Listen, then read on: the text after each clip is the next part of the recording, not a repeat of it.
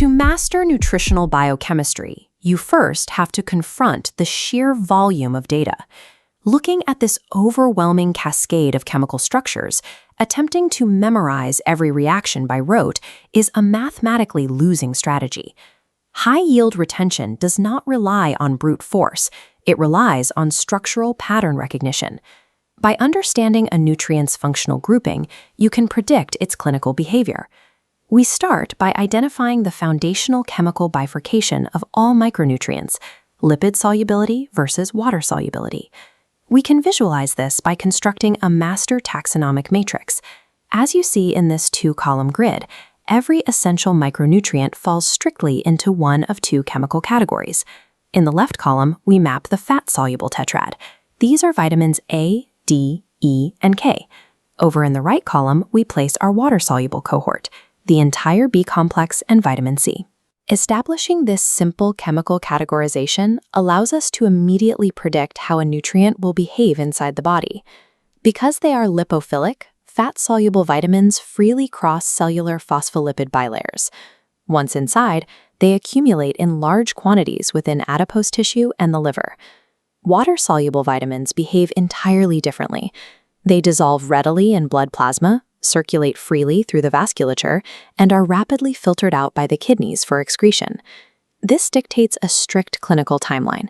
Because the body cannot warehouse water-soluble vitamins, nutritional deficiencies manifest rapidly during periods of malnutrition. There is exactly one major exception to this rule: vitamin B12. Despite being water-soluble, the liver maintains specialized mechanisms to store B12 for several years. Conversely, the timeline for fat-soluble vitamins is extended. Deep tissue stores will delay the onset of deficiency symptoms for months. This storage capacity simultaneously creates a severe risk of toxic accumulation if oversupplemented. This creates an overarching binary in clinical pathology. A deficiency causes the specific loss of an enzymatic function. A toxicity causes generalized destructive cellular damage. Understanding a vitamin's chemical solubility immediately predicts its clinical risk profile. You shift from memorizing individual symptoms to deducing physiological outcomes. Let's isolate the fat-soluble column and look at this matrix for vitamins A, D, E, and K. We begin with vitamin A, or retinol, which governs two primary roles: retinal phototransduction and cellular differentiation. When vitamin A levels deplete, epithelial turnover halts. In the eye, rod cells lose their functional pigments, leading directly to xerophthalmia and night blindness. Moving down to vitamin D, or cholecalciferol, we find the hormone responsible for maintaining intestinal calcium and phosphate absorption to ensure proper bone mineralization. This photograph demonstrates the direct clinical result of deficiency. Without vitamin D, the body fails to mineralize developing tissue.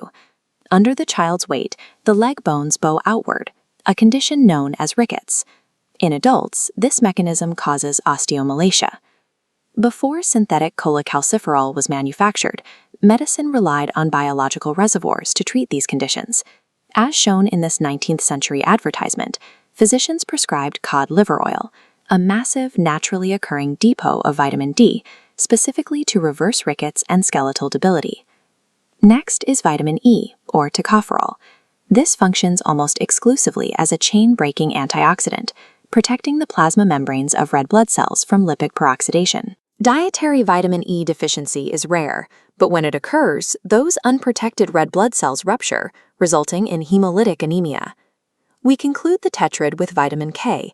Its sole essential role is the gamma carboxylation of glutamic acid residues, which activates critical blood coagulation factors in the liver. Because placental transfer of vitamin K is poor and breast milk contains negligible amounts, newborns are highly susceptible to vitamin K deficiency bleeding. This necessitates an immediate intramuscular injection of phylloquinone at birth. While ADEK deficiencies systematically degrade vision, bone, cell membranes, and clotting over time, oversupplementation creates acute, life-threatening accumulations in the liver and central nervous system. We clear the matrix and introduce the water-soluble vitamins. The B complex operates as a highly coordinated family of coenzymes, driving cellular metabolism and hematopoiesis. Vitamins B1, B2, and B3, thiamine, riboflavin, and niacin, act as the required biochemical drivers of carbohydrate metabolism and ATP generation. When these metabolic engines stall, they produce distinct clinical syndromes. A B1 deficit causes beriberi, a B2 deficit causes angular stomatitis, a B3 deficit produces pellagra, defined by dermatitis, diarrhea, and dementia. A separate subset, vitamins B6, B9, and B12, serve as essential components for nucleic acid synthesis and the maturation of red blood cells. Looking at this reaction pathway, we see the specific function of vitamin B6.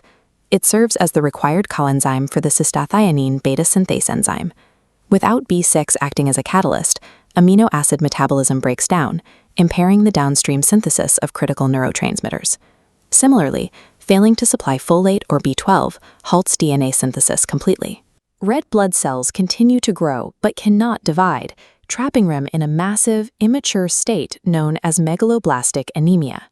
We pivot away from metabolic enzymes to look at vitamin C, or ascorbic acid. Its primary physiological duty is acting as a reducing agent to facilitate collagen synthesis. This simulation shows what happens when that synthesis fails. Without vitamin C, the body cannot form strong crosslinks. The connective tissue binding blood vessels, gums, and skin begins fraying, snapping, and disintegrating. This systemic collapse of structural connective tissue is the classic presentation of scurvy. Because the body cannot warehouse these water-soluble catalysts, their continuous dietary intake is a non-negotiable requirement for basic cellular survival. Moving from organic vitamins to inorganic elements, minerals are bifurcated into two groups based on required dosage: macrominerals and trace elements. The two highest yield macrominerals serve distinct roles. Calcium provides the dense structural mass for bone and teeth, while iron is utilized directly for oxygen transport inside the hemoglobin molecule. Among trace elements, iodine holds a singular requirement. It is essential for the synthesis of the thyroid hormones T3 and T4. This patient photograph illustrates the mechanical consequence of iodine deficiency. When dietary iodine drops, the pituitary gland overproduces TSH to stimulate the thyroid. This constant biochemical pressure forces the gland to physically expand, producing a massive goiter.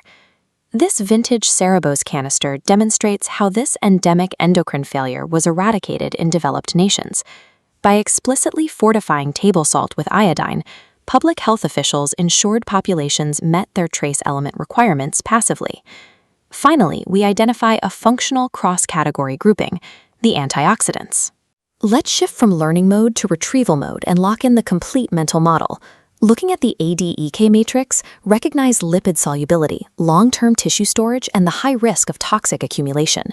Flashing the B complex and C matrix, recognize water solubility, rapid clearance, and immediate metabolic or structural failure upon deficiency. Visualizing the mineral and ACE groupings, identify the inorganic structural foundations and the primary antioxidant defense shield. The core heuristic remains constant. Pathology is simply a disruption of homeostasis. You are either looking at a functional loss through deficiency or cellular damage through toxicity. Physiological demand dictates these nutritional requirements, scaling dynamically in response to age, periods of rapid growth, and acute metabolic stress. By mastering these precise taxonomic patterns, you stop memorizing isolated facts. You transform a chaotic medical textbook into an exact, highly predictable diagnostic instrument.